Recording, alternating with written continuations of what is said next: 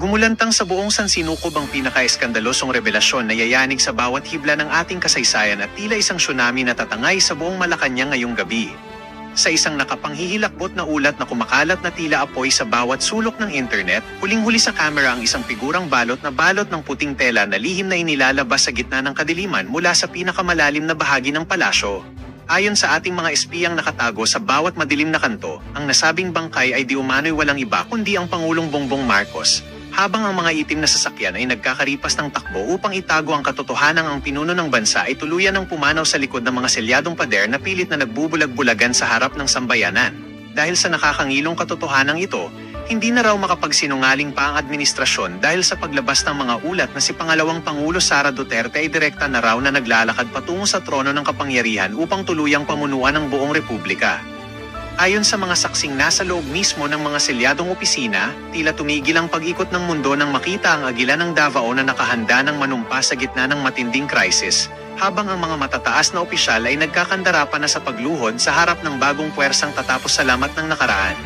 Ang bawat pasilyo ng kapangyarihan ay nababalot ngayon ng matinding kaba at sindak, habang ang bawat plano ng lumang administrasyon ay tila naging abo na lamang sa harap ng bagsik ng bagong pamumuno. Ito na nga ba ang huling kabanata ng isang matikas na paghahari, o ito ay simula lamang ng isang madugong labanan sa kapangyarihan kung saan wala nang sino mang itatangi sa lupit ng kamatayan at ng tadhana? Kainta, I'm Ilocano, but I don't like Marcos. Ayoko kay Marcos. The most corrupt president. Nako! Kahit wala si Congressman Sardico. Alam ko na yun. At ang kaninyo, sino pumirma ng GAA, Baicam, May Blanco? Eh di si Marcos. Nako! Tatandaan ninyo.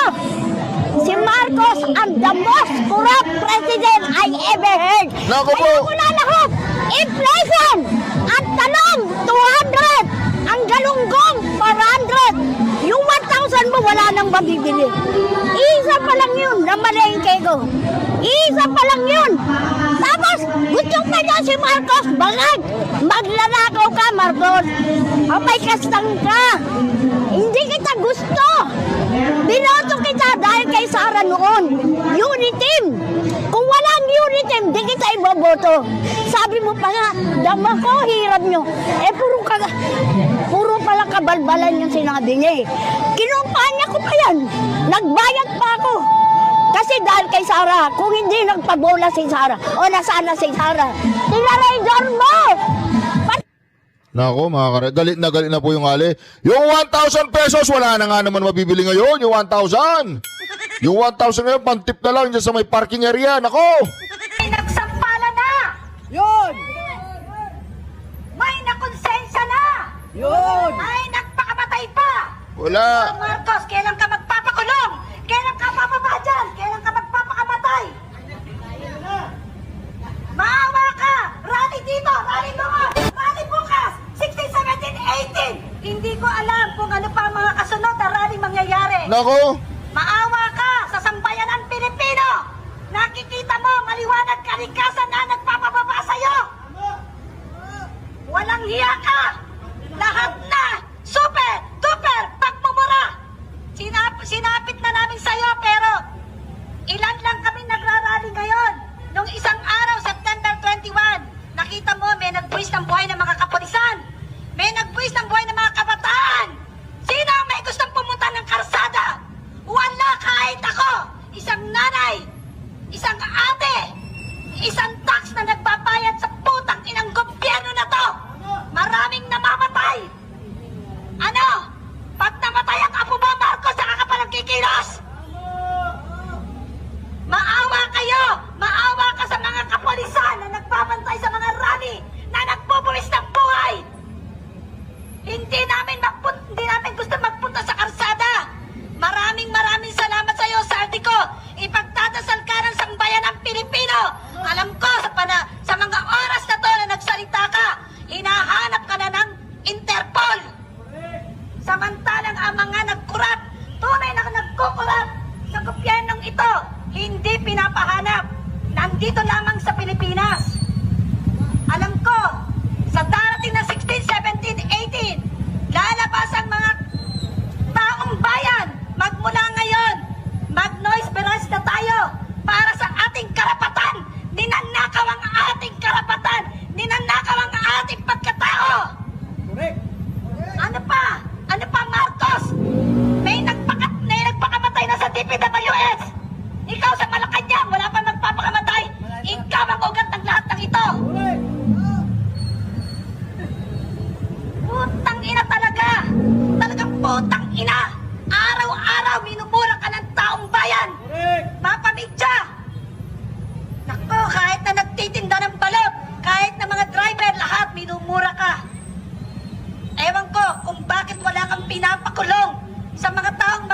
ikaw, siguro, ang kasagutan dyan ay ikaw ang magpakulong sa sarili mo.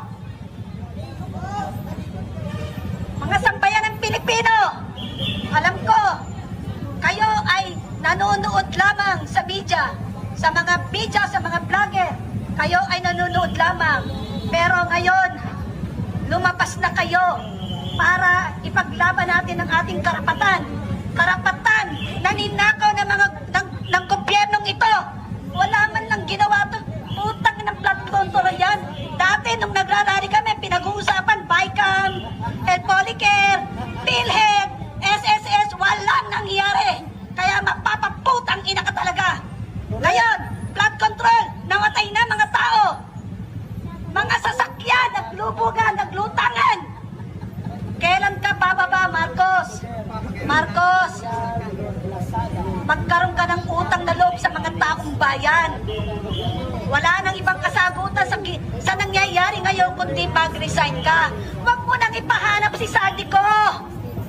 Huwag mo nang ipahanap dahil hindi ka papayagan ng Diyos na makita mo si Saldico.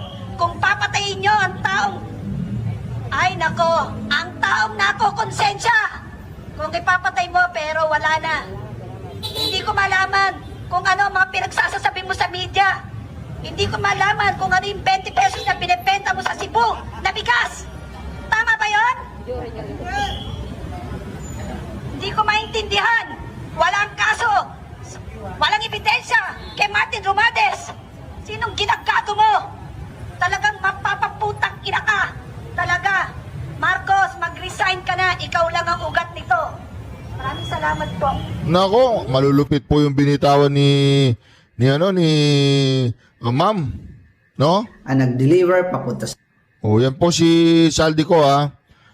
Intayin daw po natin yung part 4. Magandang hapon po. Inilabas ni dating Congressman Zaldico ang anyay mga resibo na tumatanggap umano ng kickback sina Pangulong Bongbong Marcos Nako. at dating House Speaker Martin Romualdez mula sa budget insertions. Sinabi rin ni Ko na wala siyang natanggap na kickback at lahat napunta sa Pangulo at kay Romualdez. May hamon din sa ombudsman ang dating kongresista at nakatutok si Jonathan Andal. totoo po yung sinasabi. Ang mga litratong ito ng mga hilera ng mga maleta, resibo raw ni dating Congressman at House Appropriations Committee Chair Zaldico sa kanyang diretsang pagdawit kina Pangulong Bongbong Marcos at pinsan nitong si dating House Speaker Martin Romualdez sa mga aniyay budget insertion. Sabi ni Ko, record ito ng deliveries na ginawa niya at ng kanyang mga tauhan. Wala pong perang napunta sa akin. Lahat po ng insertion napunta sa ating Pangulo at Speaker Martin Romualdez. Ako lang at ang aking mga tao, sila Paul Estrada, Mark Tiksay, at ang aking mga security ang nag-deliver papunta sa bahay nila Pangulong Bongbong Marcos at Speaker Martin Romualdez sa North Forbes Park, South Forbes Park hanggang sa Malacanang. Hindi direktang sinabi ni Ko na pera ang laman ng mga ito, pero sinigundahan niya sa video ang pahayag ni Orly Gutesa sa Senado na nag-deliver daw siya ng mali-maletang pera sa bahay nila Ko at Romualdez. Sa affidavit ni Gutesa, sinabi niyang nag-deliver siya roon ng mahigit 40 maleta ng pera na tinawag niyang basura. Si Gutesa ang surprise witness si Senator Rodante Marcoleta sa Blue Ribbon Committee hearing noong September 25. Totoo po yung sinasabi ni Orly Gutesa na nag-deliver siya sa Forbes Park. Totoo din po ang sinasabi ni Orly Gutesa na nag-deliver siya sa Malacanang nung siya ay nasa Senado. Sabi pa ni Ko, sa 100 bilyong pisong isiningit umano sa 2025 budget, ang nakuha raw ng Pangulo, 25 billion pesos. After po ng approval ng budget sa General Appropriations Act of 2025, nagtanong po ako sa DPWH kung magkano ang kailangan na ibigay sa Office of the President o ang SOP na bigayan. Ang sinagot sa akin ay 25%. Ang ibig sabihin nito, 25% ng 100 billion ang SOP na kailangan ibigay kay BBM mismo. In total, 25 billion ang napunta kay Pangulong Bongbong Marcos. May hamon naman si Ko kay Ombudsman Jesus Crespin Remulla. Patunayan niya ngayon ang pronouncement niya. Imbestigahan niya ang fraternity Brad at ang kanyang kaibigan na si Speaker Martin Romualdez imbestigahan din niya si President Bongbong Marcos. Sabi nga ni BBM ng SONA, let's do it right. At mahiya naman kayo. Yun. Hindi po ba? May panawagan din siya sa Senado. Nananawagan din po ako sa Senado na imbestigahan ang 100 billion insertion ni Presidente. Alam ko po na hindi gagawin ni Ombudsman Remulla ang hamon ko. Pero magaling ang Senado sa investigasyon at ako ay naniniwala na dahil sa kanila, lalabas ang katotohanan. Tinanong ng GMA Integrated News ang abogado ni Ko kung ano ang nagtulak dito na basagin ang katahimikan. Sabi ni Atty. Ruy Rondain, hindi niya pa masagot ito dahil hindi pa raw niya nakokontak si Ko simula kahapon. Para sa GMA Integrated News, Jonathan Andal na... Nako mga ka-reaction, talagang ang nakikita po natin ngayon, yung naratibo ay na kay Saldico mga ka-reaction. Ang tanong, ito po ang tanong mga ka-reaction, hanggang kailan matitiis ng mga Pilipino itong ginagawa po ng Administrasyong Bongbong Marcos?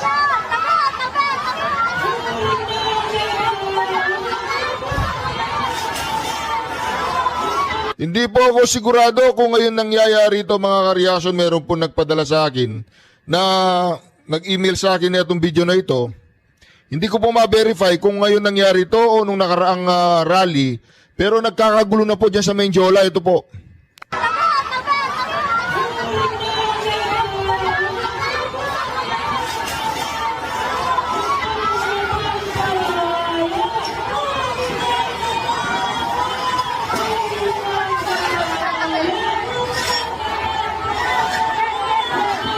Feeling ko mga ka-reaction, hindi po ngayon ito, pasensya na po kayo na ipakita ko sa inyo.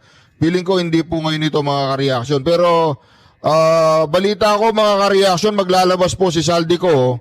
Maglalabas po si Saldico ng susunod niyang video ay mahaba. Mahaba po mga ka-reaction. Kaya dito, inaabangan po natin kung kailan niya ilalabas kasi yung kani-kanina mga ka-reaction eh medyo maikli lang po. Kasi marami nagsasalita ngayon which is good, 'di ba? At napakaganda na bawat Pilipino ay nakikita ko na a lot of people are really talagang magrarally ngayon at pupunta diyan at talagang sisingilin talaga ang gobyernong ito. Pero ang naririnig ko kasi sa kanila, anybody but Sara Duterte, 'di ba? Well, that's their opinion. Payagan mo sila.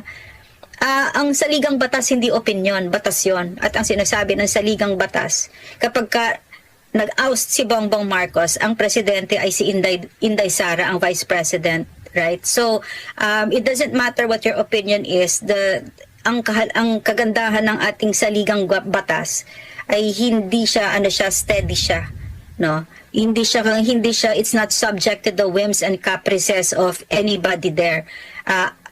Unfortunately, that was what has happened with Bongbong Marcos's administration, where the law hasn't just been bent, it's been mangled beyond recognition. No? So, it's very important for us to speak out because more so kasi yung nakita natin, no, for me personally, no, sino ba nakita natin na nalulunod dyan sa typhoon noon? Di ba mahihirap? Sila yun yung mga bahay nila na natagpi-tagpi wala silang kapasidad na pumunta sa Manila at mag-rally or mag-social media or ganon. So boses nila tayo, magsalita tayo para sa kanila kasi sila hindi nila kaya, 'di ba? Yung batang namatayan ng nanay, tatay, mga kapatid, kaya ba niya? Hindi niya kaya.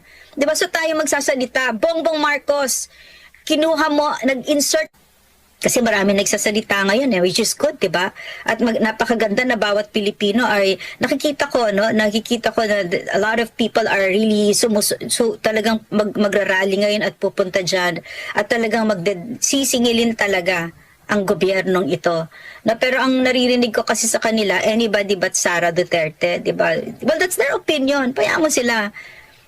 Ang saligang batas hindi opinion, batas yon. At ang sinasabi ng saligang batas, kapag nag-oust si Bongbong Marcos, ang presidente ay si Inday Sara, ang vice president, right? So, it doesn't matter what your opinion is, ang kagandahan ng ating saligang batas ay hindi siya, steady siya, no? Hindi siya, it's not subject to the whims and caprices of anybody there.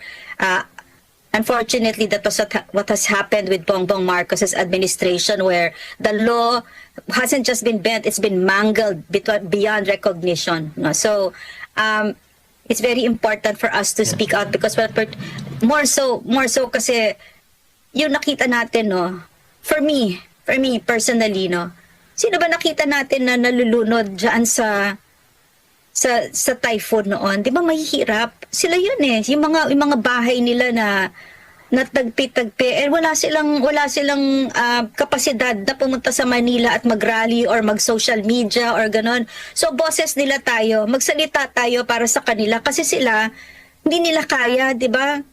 Yung batang namatayan ng nanay, tatay, mga kapatid, kaya ba niya? Hindi niya kaya. 'Di ba? So tayo magsasalita. Bongbong Marcos, kinuha mo, nag-insert ka ng 100 billion. Alam niyo ba dito sa Tokyo, meron silang underground na hindi lang flood control kundi flood proof ang buong Tokyo. Hindi na dito flood. Kung may flood a few minutes and then wala na. And that flood it very cavernous. I've been there. It's so impressive. It's only worth 88 billion. Can you imagine? 88 billion pesos.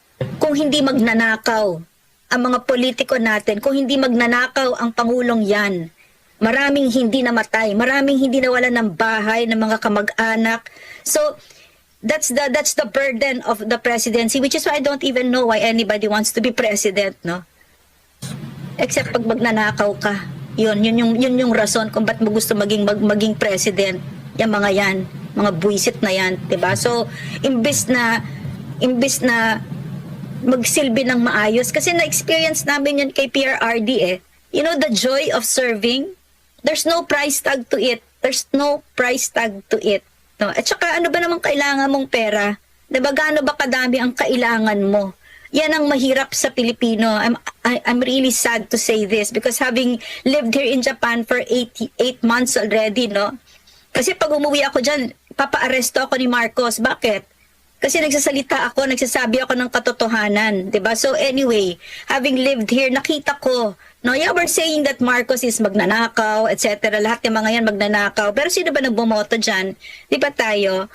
At nakikita ko yung difference, no, na ang Pilipino talagang mukhang pera, no? Sad to say. Ang lipunan natin, mga scammers, mga matapobre, mga social climbers, mga pwedeng bilhin. Di ba? Ilan ba yung nababribe na yan? Di ba nasya-shock tayo na, di ba dati galit na galit ka kay Marcos? Bakit ngayon? Percy Sendanya, Akbayan, di ba? Akbayan, galit na galit kayo kay Marcos? Magkano ang suhol ang tinanggap ni Percy Sendanya para sa pirma niya, para sa impeachment ng Vice President? O hindi ba magnanakaw yon? Di ba? So, it's not possible here in Japan. So I really think that if we love our country, we should really have this very deep soul searching about why it is that we had a president like that. Yes. The worst kind of human being ever. No truth. He has no capacity for truth. And that to me is terrible. It's a terrible character trait, no?